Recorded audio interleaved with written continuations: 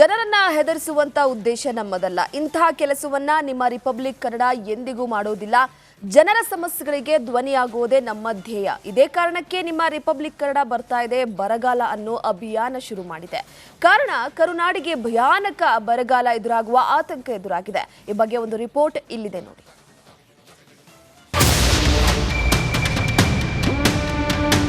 ತುಂಗಭದ್ರಾ ಜಲಾಶಯದಲ್ಲಿ ನೀರಿನ ಪ್ರಮಾಣ ಕುಸಿತ ಆಗಿರ್ತಕ್ಕಂಥದ್ದು ನೋಡೋದಕ್ಕೆ ಒಂದು ಕೆರೆ ರೀತಿ ನಮಗೆ ಸಿಗ್ತಾ ಇರುವಂತದ್ದು. ನೀರಿನ ಸಮಸ್ಯೆಗಳು ಸಹ ಹೆಚ್ಚಾಗಿ ಕಂಡುಬರುವ ಸಾಧ್ಯತೆ ಇರುತ್ತದೆ. ಮುಂಗಾರಿನ ಮೇಲೆ ಇಂಪ್ಯಾಕ್ಟ್ ಆಗೋದು ಈಗಾಗಲೇ ಹಿಸ್ಟಾರಿಕಲಿ ಪ್ರೂವ್ ಆಗ್ಬಿಟ್ಟಿದೆ. ಪ್ರತಿನಿತ್ಯವೂ ಕೂಡ ನೀರಿಗಾಗಿ ಸಿಕ್ಕಾಪಟ್ಟೆ ತೊಂದರೆಯನ್ನು ಅನುಭವಿಸುವಂತ ಪರಿಸ್ಥಿತಿ ಇವರಿಗೆ ಇದೆ. ಕರ್ನಾಟಕ ದೇಶದಲ್ಲೇ ಅತಿ ಹೆಚ್ಚು ಬರಪೀಡಿತ ಹಣೆಪಟ್ಟಿ ಹೊಂದಿರೋ ಎರಡನೇ ರಾಜ್ಯ.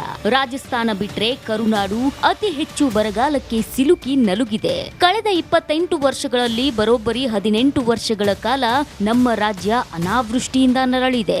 ಇಂಥ ಕರುನಾಡಿನ ಮೇಲೆ ಈಗ ಮತ್ತೊಂದು ಬರದ ಕಾರ್ಮೋಡ ಆವರಿಸಿದೆ. ಕಳೆದೆರಡು ವರ್ಷ ಅಧಿಕ ಮಳೆಯಲ್ಲಿ ಮಿಂದೆದ್ದಿದ್ದ ಕನ್ನಡ ನಾಡಿಗೆ ಈಗ ಭಯಾನಕ ಬರದ ಸುನಾಮಿ ಅಪ್ಪಳಿಸುವ ಆತಂಕ ಎದುರಾಗಿದೆ. ಪೆಸಿಫಿಕ್ ಮಹಾಸಾಗರದಲ್ಲಿ ಎಲ್ ನೀನೋ ತಾಂಡವ. ಕರುನಾಡಿಗೆ ಆವರಿಸಿದ ಭೀಕರ ಬರದ ಕಾರ್ಮೋಡ. ಖುದ್ದು ಕೇಂದ್ರ ಹವಾಮಾನ ಇಲಾಖೆ ದೇಶದಲ್ಲಿ ಬರಗಾಲ ಆವರಿಸೋ ಮುನ್ಸೂಚನೆ ನೀಡಿದೆ. ಪೆಸಿಫಿಕ್ ಮಹಾಸಾಗರದಲ್ಲಿ ಎಲ್ ನೀನೋ ಪರಿಣಾಮ ಸಮುದ್ರದ ನೀರು ಬಿಸಿಯಾಗ್ತಿದೆ. ಈ ಬಿಸಿಗಾಳಿ ಮುಂಗಾರು ಮಾರುತಕ್ಕೆ ಅಡ್ಡಿಯಾಗಲಿದೆ. ಇದೇ ಕಾರಣಕ್ಕೆ ಈ ಬಾರಿ ಮುಂಗಾರಿನ ಆಗಮನ ತಡವಾಗಲಿದೆ. ಅಷ್ಟೇ ಅಲ್ಲ, ಈ ಬಾರಿಯ ಮುಂಗಾರು ಅತ್ಯಂತ ದುರ್ಬಲವಾಗಲಿದೆ. ಆದಷ್ಟು ಮುಂಗಾರಿನ ಮೇಲೆ ಇಂಪ್ಯಾಕ್ಟ್ ಆಗೋದು ಈಗಾಗಲೇ ಹಿಸ್ಟಾರಿಕಲಿ ಪ್ರೂವ್ ಆಗಿಬಿಟ್ಟಿದೆ ಅದು. ಸೊ ಇದರಿಂದ ನಮಗೆ ಈ ವರ್ಷ ಎಲ್ಲಿನೋ ಬರ್ತದೆ, ನಮಗೆ ಮುಂಗಾರು ಮೇಲೆ ಇಂಪ್ಯಾಕ್ಟ್ ಆಗ್ತದೆ. ಮೊದಲು ಫಸ್ಟು ಜೂನಲ್ಲಿ ನಿಮ್ಗೆ ಅಷ್ಟೊಂದು ದೊಡ್ಡ ಇಂಪ್ಯಾಕ್ಟ್ ಆಗಲಿಕ್ಕಿಲ್ಲ. ಜುಲೈಯಲ್ಲಿನೂ ಅರ್ಧ ಭಾಗದವರೆಗೂ ಮಳೆ ಬರ್ಬೋದಿಲ್ಲ ಅಂತಲ್ಲ. ಆದರೆ ಲೇಟರ್ ಪಾರ್ಟ್ ಅಂತ ಏನು ಕರೀತೀವಿ, ಆಗಸ್ಟಿಂದ ಸೆಪ್ಟೆಂಬರ್ ಅಕ್ಟೋಬರ್ ನೆಕ್ಸ್ಟು ಅಲ್ಲಿ ನಮಗೆ ಈವನ್ ಕೇವಲ ಮುಂಗಾರು ಅಲ್ಲ, ಹಿಂಗಾರಲ್ಲಿ ಸಹ ಮಳೆ ಕೊರತೆ ಆಗುವ ಸಾಧ್ಯತೆಗಳು ಜಾಸ್ತಿ ಇರ್ತದೆ. ರಾಜ್ಯದ 26 ಜಿಲ್ಲೆಗಳಿಗೆ ಬರದ ಕರಿನೆರಳು. ನಮ್ಮ ರಾಜ್ಯದಲ್ಲಿ ಕೆಲವು ಭಾಗಗಳಲ್ಲಿ ಈಸ್ಟರ್ನ್ ಪಾರ್ಟ್ ಪೂರ್ವಕ್ಕಿರೋವಂಥ ನಮಗೆ ಎಸ್ಪೆಷಲಿ ಯಾದಗಿರಿ ಆಗಿರ್ಬೋದು, ರಾಯಚೂರು ಆಗಿರ್ಬೋದು, ಗುಲ್ಬರ್ಗದ ಪ್ಲೇಸಸ್ಸು, ಅದು ಬಿಟ್ಟರೆ ಬೆಂಗಳೂರು ಅರ್ಬನ್ ರೂರಲ್ ಏರಿಯಾ ಬಿಟ್ಟರೆ ನಮಗೆ ಉಳಿದೆಲ್ಲ ಜಿಲ್ಲೆಗಳಲ್ಲಿ 31 ಜಿಲ್ಲೆಗಳಲ್ಲಿ ಸುಮಾರು 5 ಜಿಲ್ಲೆಗಳನ್ನು ಹೊರತುಪಡಿಸಿದರೆ 26 ಜಿಲ್ಲೆಗಳು ನಮಗೆ ಬರುವ ಸಾಧ್ಯತೆಗಳಿದೆ ಅಂತ ಈಗಾಗಲೇ ಮುನ್ಸೂಚನೆ ಬಂದ್ಬಿಟ್ಟಿದೆ. ಬೆಂಕಿ ಉಂಡೆ ಆಗಲಿದೆ ಉತ್ತರ ಕರ್ನಾಟಕ.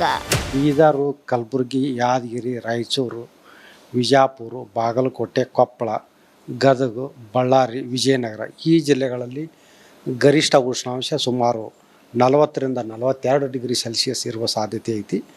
ಆದರೆ ಕಲಬುರಗಿಯಲ್ಲಿ ಇನ್ನೂ 1-2 ಡಿಗ್ರಿ ಸೆಲ್ಸಿಯಸ್ ಹೆಚ್ಚಿಗೆ ಇರ್ತೈತಿ.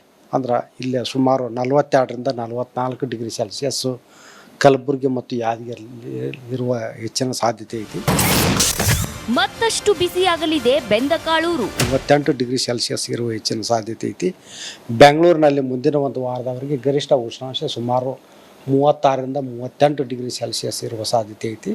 ಮತ್ತು ಬೆಂಗಳೂರಿನಲ್ಲಿ ಕನಿಷ್ಠ ಉಷ್ಣಾಂಶ ರಾತ್ರಿ ವೇಳೆಯಲ್ಲಿ ಸುಮಾರು 24ರಿಂದ 25 ಡಿಗ್ರಿ ಸೆಲ್ಸಿಯಸ್ ಇರುವ ಹೆಚ್ಚಿನ ಸಾಧ್ಯತೆ ಐತಿ. ನೋಡಿದ್ರಲ್ವಾ, ಎಲ್ ನೀನೋ ಕರುನಾಡನ್ನ ಬರದ ಕೂಪಕ್ಕೆ ತಳ್ಳೋ ಬಗ್ಗೆ ತಜ್ಞರು ಕಳವಳ ವ್ಯಕ್ತಪಡಿಸಿದ್ದಾರೆ. ಆತಂಕದ ವಿಷಯ ಅಂದ್ರೆ ಎಲ್ ನೀನೋ ಪರಿಣಾಮ ಈಗಾಗಲೇ ಕರ್ನಾಟಕ ಬಾಯಾರ್ತಿದೆ. ರಣರಣ ಬಿಸಿಲಿಗೆ ನರ್ತನವಾಗ್ತಿದೆ. ಜಲಾಶಯಗಳು ಬಾಯಾರ್ತಿವೆ. ಇಡೀ ಕರುನಾಡಿನ ಬರದ ಚಿತ್ರಣವನ್ನ ರಿಪಬ್ಲಿಕ್ ಕನ್ನಡ ನಿಮ್ಮ ಮುಂದೆ ತೆರೆದಿಡ್ತಿದೆ. ಬರಿದಾಗುತ್ತಿದೆ ಕಲ್ಯಾಣ ಕರ್ನಾಟಕದ ಜೀವನದಿ. ತುಂಗಭದ್ರಾ ಜಲಾಶಯದಲ್ಲಿ ಇವತ್ತು ನೀರಿನ ಪ್ರಮಾಣ ಕುಸಿತ ಆಗಿರ್ತಕ್ಕಂಥದ್ದು. ನಾನು ತುಂಗಭದ್ರಾ ಜಲಾಶಯದ ಹಿನ್ನೀರಿನ ಭಾಗದಲ್ಲಿದ್ದೇನೆ. ಬಳ್ಳಾರಿ, ಕೊಪ್ಪಳ, ವಿಜಯನಗರ, ರಾಯಚೂರು ಸೇರಿದಂತೆ ಕರ್ನೂಲು, ಕಡಪ ಮತ್ತು ಮೆಹಬೂಬ್ ನಗರ 3 ರಾಜ್ಯ 8 ಜಿಲ್ಲೆಗಳ ಜೀವನಾಡಿಯಾಗಿರ್ತಕ್ಕಂತಹ ಈ ತುಂಗಭದ್ರಾ ಜಲಾಶಯದಲ್ಲಿ ಸದ್ಯ ನೀರಿನ ಮಟ್ಟ ಕುಸಿದಿದೆ. ಕೆರೆಯಂತಾದ ಕೆಆರ್ಎಸ್ ಜಲಾಶಯ. ಕೆಆರ್ಎಸ್ ಅಣೆಕಟ್ಟೆಯ ನೀರಿನ ಮಟ್ಟ ದಿನೇ ದಿನೇ ಕುಸಿತಾ ಇದೆ. ಸದ್ಯ ನೋಡೋದಕ್ಕೆ ಒಂದು ಕೆರೆ ರೀತಿ ನಮಗೆ ಸಿಗ್ತಾ ಇರುವಂಥದ್ದು. ತುಂಬಿದಂಥ ಸಂದರ್ಭದಲ್ಲಿ ಒಂದು ದೊಡ್ಡ ಸಾಗರದಂತೆ ಕಂಗೊಳಿಸುವಂಥ ಡ್ಯಾಮ್ ನೀರಿನ ಮಟ್ಟ ಕುಸಿತಾ ಇರೋದ್ರಿಂದ ಕೆರೆಯಂತೆ ನಮಗೆ ನೋಡೋದಕ್ಕೆ ಕಾಣ್ತಾ ಇದೆ. ಕೋಲಾರ ಜಿಲ್ಲೆಯಲ್ಲಿ ಬತ್ತಿದ ಕೆರೆಗಳು. ಕೋಲಾರದ ಏನು ಹೊರವಲಯದಲ್ಲಿರುವಂತಹ ಏನು ಕೋಡಿಕಣ್ಣೂರು ಕೆರೆ ಬಳಿದ್ದೇನೆ. ದೃಶ್ಯ ನೋಡೋದಾದರೆ ಕೆರೆಯಲ್ಲಿ ಏನು ಅಲ್ಪ ಸ್ವಲ್ಪ ನೀರಿರುವಂಥದ್ದು ಅಂತ ಹೇಳಿದ್ರೆ ಏನು ಕಳೆದ ಬಾರಿ ಬಿದ್ದಂತಹ ಮಳೆಯಿಂದ ಇವತ್ತು ಒಂದಷ್ಟು ನೀರು ಉಳಿದಿರುವಂಥದ್ದು. ಉಳಿದಂತೆ ಏನು ಬೇಸಿಗೆ ಪ್ರಾರಂಭವಾಗಿದೆ, ಕುಡಿ ನೀರಿನ ಸಮಸ್ಯೆಗಳು ಸಹ ಹೆಚ್ಚಾಗಿ ಕಂಡುಬರುವ ಸಾಧ್ಯತೆಗಳಿರುವಂಥದ್ದು. ಬೆಳಗಾವಿಯಲ್ಲೂ ಬಾಯಾರಿದ ಜಲಾಶಯಗಳು.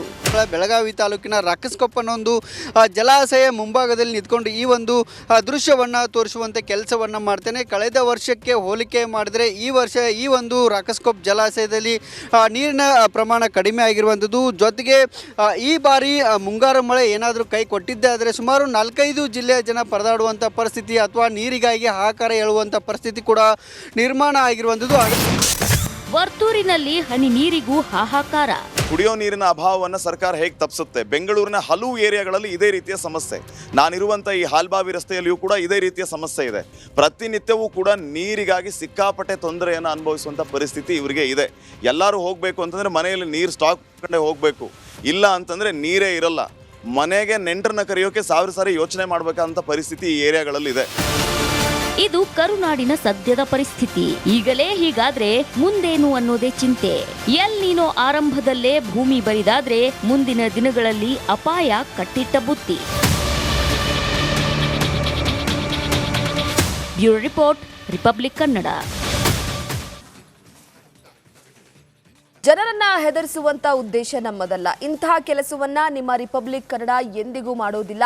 ಜನರ ಸಮಸ್ಯೆಗಳಿಗೆ ಧ್ವನಿಯಾಗುವುದೇ ನಮ್ಮ ಧ್ಯೇಯ. ಇದೇ ಕಾರಣಕ್ಕೆ ನಿಮ್ಮ ರಿಪಬ್ಲಿಕ್ ಕನ್ನಡ ಬರ್ತಾ ಇದೆ ಬರಗಾಲ ಅನ್ನೋ ಅಭಿಯಾನ ಶುರು ಮಾಡಿದೆ. ಕಾರಣ ಕರುನಾಡಿಗೆ ಭಯಾನಕ ಬರಗಾಲ ಎದುರಾಗುವ ಆತಂಕ ಎದುರಾಗಿದೆ. ಈ ಬಗ್ಗೆ ಒಂದು ರಿಪೋರ್ಟ್ ಇಲ್ಲಿದೆ ನೋಡಿ.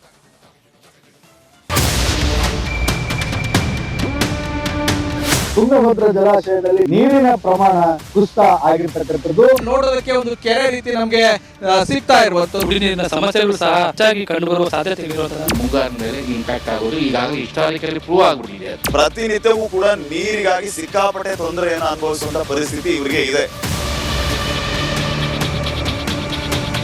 ಕರ್ನಾಟಕ ದೇಶದಲ್ಲೇ ಅತಿ ಹೆಚ್ಚು ಬರಪೀಡಿತ ಹಣೆಪಟ್ಟಿ ಹೊಂದಿರೋ 2ನೇ ರಾಜ್ಯ. ರಾಜಸ್ಥಾನ ಬಿಟ್ರೆ ಕರುನಾಡು ಅತಿ ಹೆಚ್ಚು ಬರಗಾಲಕ್ಕೆ ಸಿಲುಕಿ ನಲುಗಿದೆ. ಕಳೆದ 28 ವರ್ಷಗಳಲ್ಲಿ ಬರೋಬ್ಬರಿ 18 ವರ್ಷಗಳ ಕಾಲ ನಮ್ಮ ರಾಜ್ಯ ಅನಾವೃಷ್ಟಿಯಿಂದ ನರಳಿದೆ. ಇಂಥ ಕರುನಾಡಿನ ಮೇಲೆ ಈಗ ಮತ್ತೊಂದು ಬರದ ಕಾರ್ಮೋಡ ಆವರಿಸಿದೆ. ಕಳೆದೆರಡು ವರ್ಷ ಅಧಿಕ ಮಳೆಯಲ್ಲಿ ಮಿಂದೆದ್ದಿದ್ದ ಕನ್ನಡ ನಾಡಿಗೆ ಈಗ ಭಯಾನಕ ಬರದ ಸುನಾಮಿ ಅಪ್ಪಳಿಸುವ ಆತಂಕ ಎದುರಾಗಿದೆ. ಪೆಸಿಫಿಕ್ ಮಹಾಸಾಗರದಲ್ಲಿ ಎಲ್ ನೀನೋ ತಾಂಡವ.